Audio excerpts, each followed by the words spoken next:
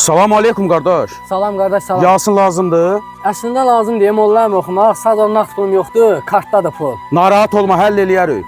Yaxşı. Bismillahirrahmanirrahim.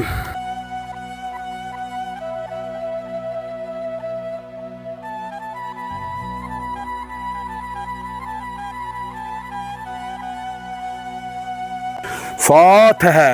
Allahümmə salli ala Muhammed və ali Muhammed. Qardaş, Yasini oxudum, qutardım. İndi mənim zəhmət haqqımı ver, mən çıxım gedim də. Dedim axı onlarla nağd pulum yoxdur, kartla da ödəmirik. Kartın var? Bəli, var. Narahat olma, ver bura. Buyur. Ver mənə. Ha, sənin mollan ölməyib ki. Всё, 5 manat çıxdın.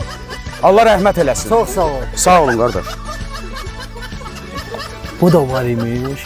Bu dəlidir ki.